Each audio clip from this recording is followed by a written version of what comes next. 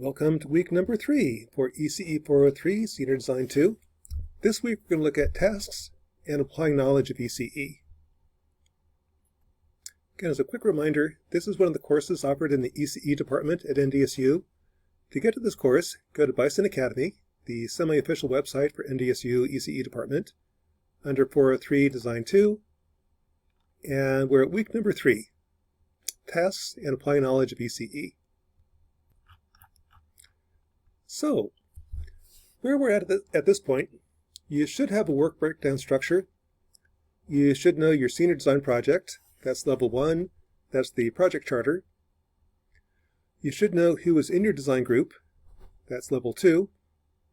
You should have the major activities that need to get done and a list of tasks that need to be completed in 403 for your design to be successful. This week, the goal is to define which tasks are done by each student, when those tasks are to be completed, and how each student is going to apply knowledge of ECE while completing his or her tasks. Now, that last bullet is really important. That relates to your grade in Design 2. Now, how you split up the tasks is really up to you, but make sure that each student has tasks that allow him or her to apply knowledge of ECE. Again, your grade depends upon your ability to apply knowledge of ECE in completing your tasks. The whole point behind senior design is to demonstrate that all students that graduate from our department can apply knowledge of ECE upon graduation. That's reflected in the course's grading scheme. Your grade depends upon your ability to apply knowledge of ECE in your tasks. The more knowledge you apply, the higher your grade is typically. So you do need to demonstrate knowledge of ECE in your tasks. That reflects in the grade. Now, essentially, your grade is dependent upon how much information, how much knowledge you're able to demonstrate. And you've learned hundreds of different things over the last couple of years in ECE. The grading scheme is if you are able to apply knowledge of 4 different areas, apply advanced knowledge from 4 different areas while doing your tasks, that's essentially an A. If you're only able to demonstrate knowledge in 3 different areas, that's a B, 2 is a C, 1's a D. If you cannot display any knowledge of ECE in your tasks, that's an F. Basically, senior design is the last check on the quality of our program. If a student is unable to demonstrate any knowledge of ECE when they get to senior design, you're not going to pass. So hopefully that never happens, but hypothetically, if that did happen, this is one way to stop somebody from graduating that has no knowledge of ECE. But sometimes you actually did have the knowledge once, but you forgot it.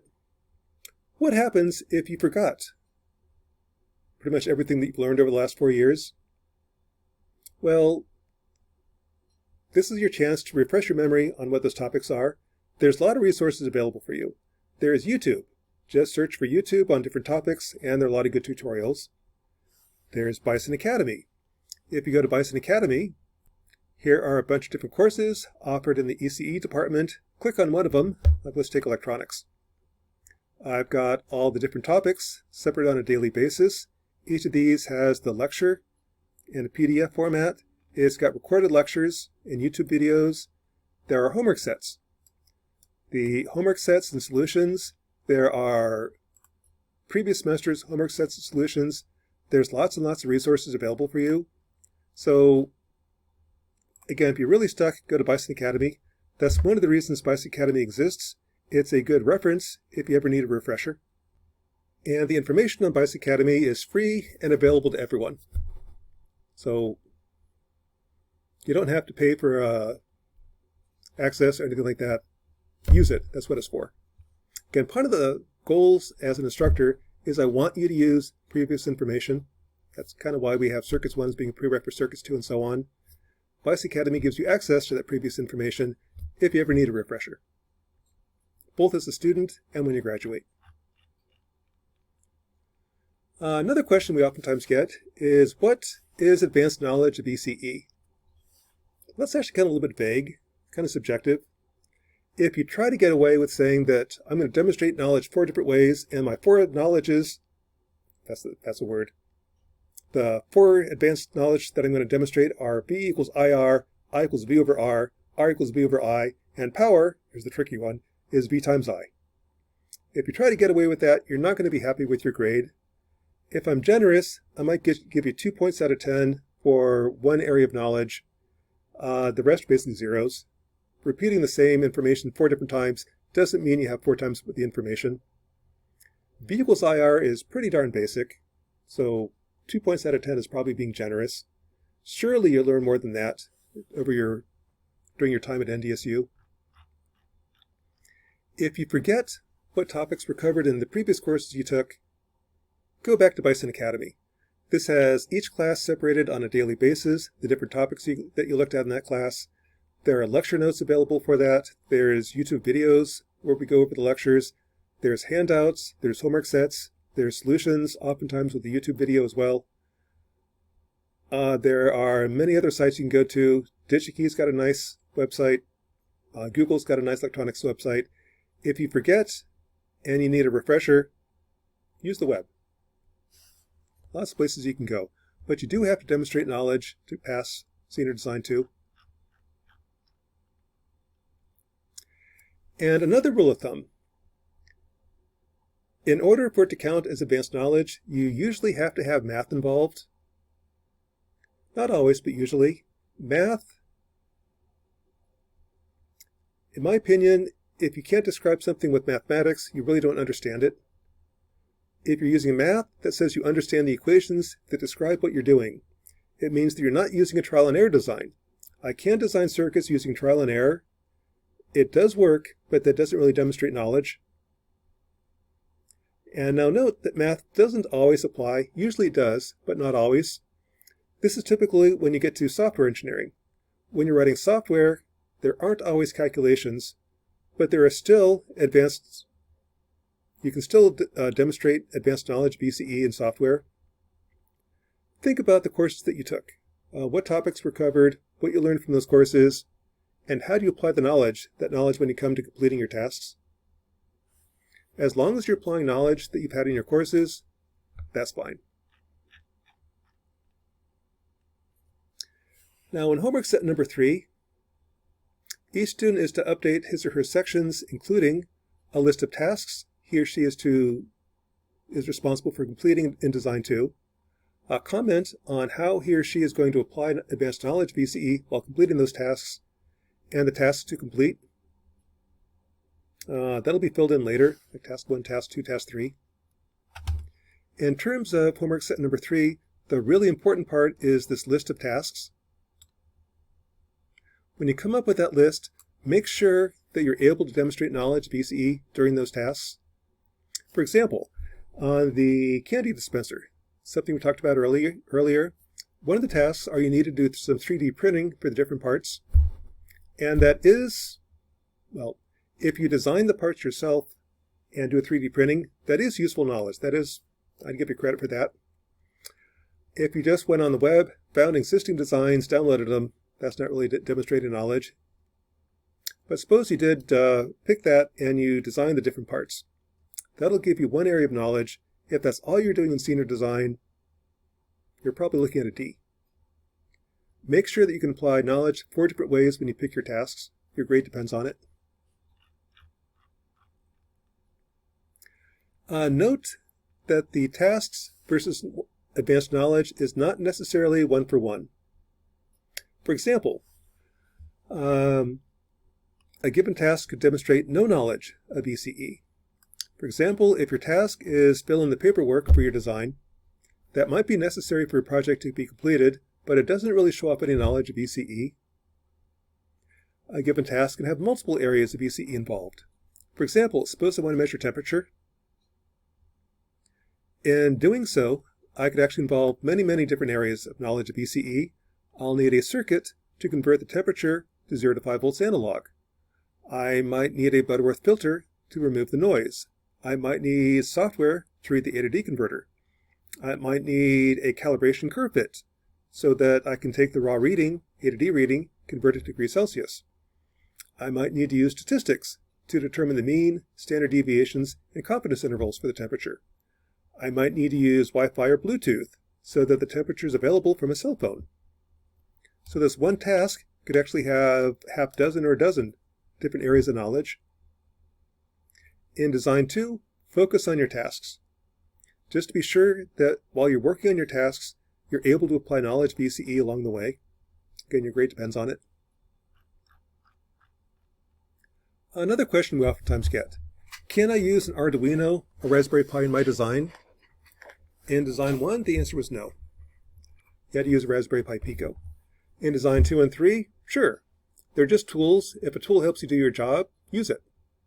But make sure you're able to apply knowledge of ECE along the way. 4 different ways if you're shooting for an A. If you're able to find existing code online, that doesn't count. One of the great things about the Arduino is there's so much code available out there already. Anything you want to do, just search for it, you can probably find the code.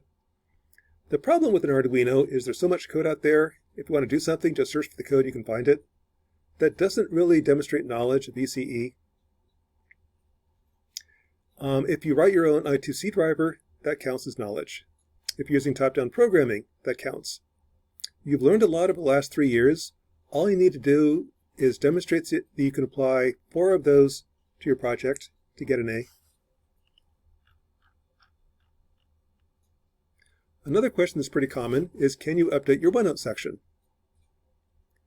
Sure. Each student's section of OneNote will be graded every 2 weeks. If you get 2 points out of 10 on one section, keep on working on it. During the next grading cycle, your revised content will be regraded, and the new grade will be updated on Blackboard. And note that Friday of Dead Week is the last day to update your OneNote document.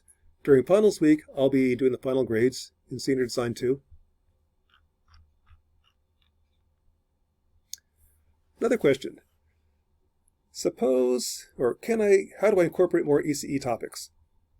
Suppose I've completed all my tasks, and while doing so, I haven't demonstrated much knowledge of ECE. Well, that's kind of the reason Homework Set 3 is so important. Pick tasks that allow you to apply knowledge of ECE while completing those tasks. If you happen to pick tasks that demonstrate no knowledge of ECE, you got a problem. But even then, all is not lost. You don't have to give up. Push your design. One way to show up more knowledge is when you push it. If I can measure temperature to 1 degree Fahrenheit, can I measure it to 0.1?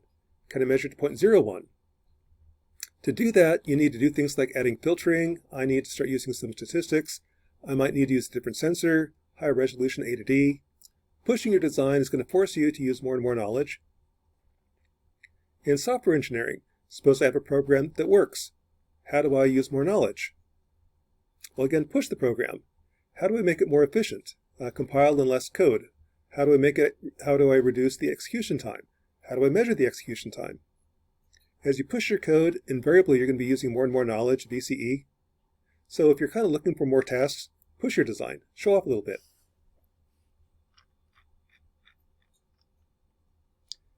Another question. Can several group members use the same advanced ECE topic? Yeah, sure, no problem. Each student's tasks should be different, but the techniques they use to solve those tasks could overlap. For example, suppose student A uses structured programming along with Python. That doesn't mean that everyone else in the group is blocked from using structured programming in Python. That's kind of unfair. So the fact that I'm using structured programming, the fact that I'm using Python, doesn't block everyone else from using that as well. The tasks are going to be different. What you do, how you use the structured programming and Python are going to be different. But the tools that you use to solve those could overlap.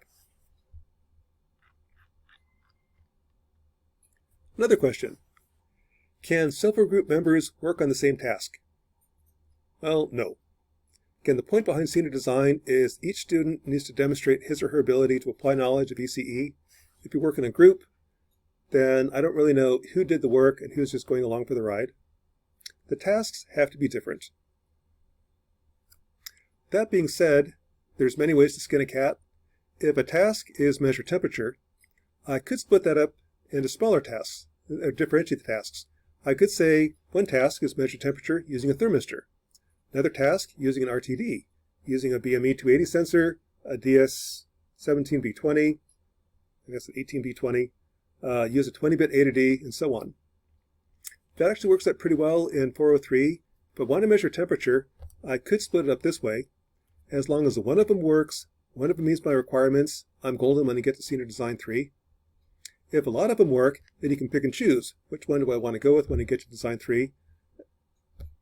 And this is kind of one way to cover your bases. If you're not really sure if I can do something, have different members of the group take a different approach. As long as one of them works at the end, you're good to go on for Senior Design 3.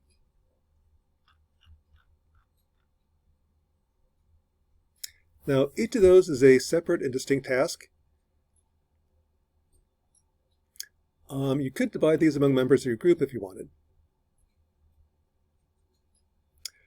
So let's go through a couple examples of tasks. If it's kind of unclear what a task is, here's a couple examples. Suppose your task is to build a better mousetrap. At level 3, I would have my technical challenge detect that there's a mouse in the trap. How do I do that? Well, one way, first task might be let's use an ultrasonic rain sensor to detect if there's a mouse. That uses knowledge of ECE with timer when capture, embedded systems. It uses statistics, random processes. It could use some filtering to reduce the noise, signals. A second task, level 4, could be use a vibration sensor. While doing that, I would use instrumentation amplifier, electronics, analog filtering, analog electronics, and envelope detectors. Another task, I could use a motion sensor. That'd be SPI communication, embedded, high-pass filters, circuits 2, amplifiers and mixers, electronics. If my challenge is build a better mousetrap, I could look at level 3, the challenge being how do you open and close the door. Level 4, one task could be use a stepper motor. Another task, level 4, would be use a solenoid. Within each task, I would demonstrate knowledge of ECE a couple different ways. That's kind of what I'm looking for when I have level 3, level 4. Level 3, what are the challenges? Level 4 tasks. What do you need to get done?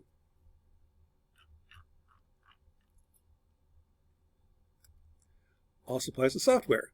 When I build a better mousetrap, a challenge could be how do you communicate with your cell phone?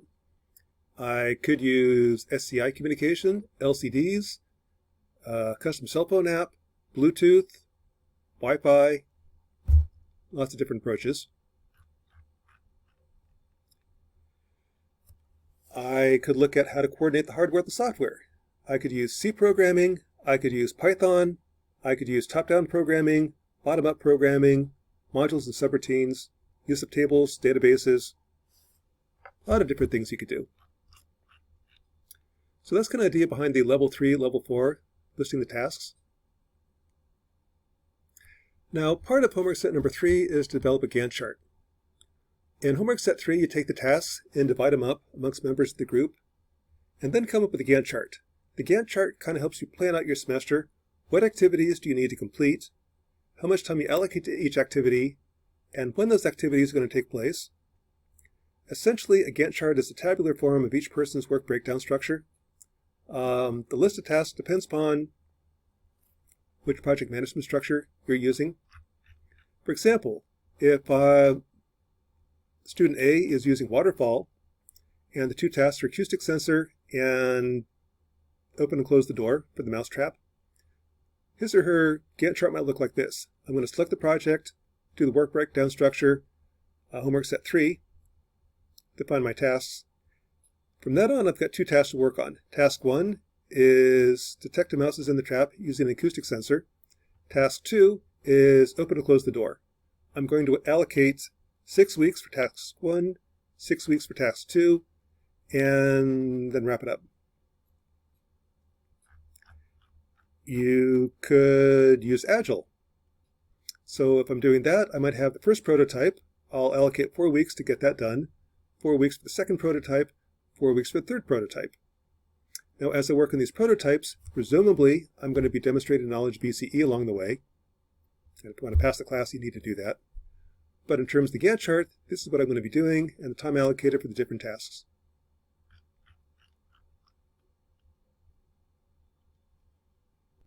In terms of your OneNote sections, what I suggest is have a different section in OneNote for each student.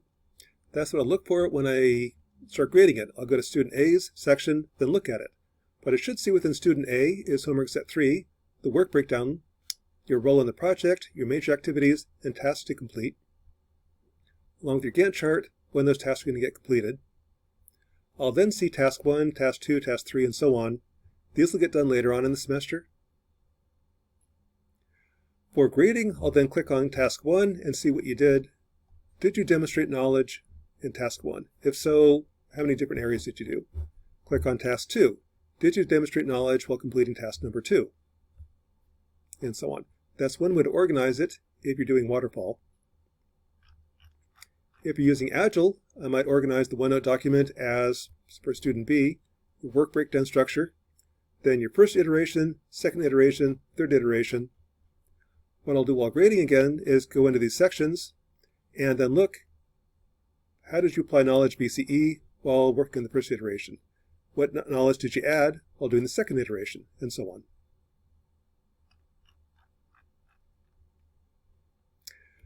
Finally, quite a few students have asked for examples of what I'm looking for in OneNote pages. For that, let's just assume you're doing a waterfall type project and the task, for example, is detect if your mousetrap is full or empty. Under that task, I'd like to have a little description saying what it is you're trying to do, like turn on an LED when the mousetrap is full, off when empty. And the knowledge I'm going to demonstrate is knowledge of a BCG transistor. This is kind of optional. I'll be able to figure that out as I go through it. This is nice as a reminder, just to let me know that when I do this, I kind of need to demonstrate knowledge of a BJT transistor. The requirement for task number 1 is I have my input. I've got a power supply capable of 1 amp, 0 to 5 volt supply capable of 10 milliamps. The output is a white LED. And when the mouse is not in the trap, I want the LED to turn off. When the mouse is in the trap, indicated by A being 5 volts, I want the LED to be turned on, drawing 500 milliamps, plus minus 10. And kind of note, you need hard numbers in requirements. The hard numbers give you something to design to. They give you something to test against. I then need some math. I'm looking for some math. What are your calculations? How do you come up with the resistors? How do you come up with the currents? So this would be using a transistor with these capabilities. How to come up with the resistances for RC and RB. I'd like to see some simulation results. Throw that into Circuit Lab and verify, are my calculations correct? And finally, this is the important part, can I get it to work on a breadboard? The whole point behind standard design is I'm able to apply knowledge of ECE. The breadboard stage is important. It works fine on paper. Can I get it to work in practice? Can I apply that knowledge? So here what I'm looking for is a photo of your breadboard, some measurements, optionally a demo. A video is always kind of nice. And a table usually works out really, really well. I want to verify that my design worked. One way to do that is to compare the calculations versus simulations versus breadboard. All three answers should be similar, but different. Again, ideally, the voltage drop across the silicon diode is 0.7 volts. It's not going to be exactly 0.7. Ideally, when a transistor saturates, it's 0.2 volts. It won't be exactly 0.2.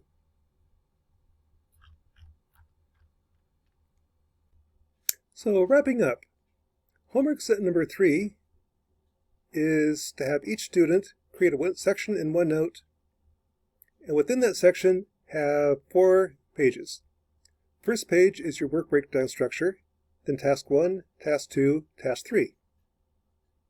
Within the work breakdown structure, specify your role in the project, the major activities that you're going to do, basically your technical challenges, tasks that you're to complete in 403, and a Gantt chart for 403, when you're going to complete each task. Now, put a lot of emphasis on the tasks. These are really, really important. These specify basically what you're going to do for the rest of 403. They kind of specify what your grade's going to be. And also note, while you're doing these tasks, what 4 topics of ECE you're going to apply, and what 2 ECE tools you're going to use. That's just planning ahead. Make sure that every student in 403 can get an A, but to do that, you need to apply knowledge, demonstrate your ability to apply knowledge of ECE 4 different ways. Task 1, Task 2, Task 3, you're going to work on throughout the rest of the semester. For now, is just set up, get ready for those tasks. So that's homework set number 3, and week number 3 for ECE 403, Senior Design 2.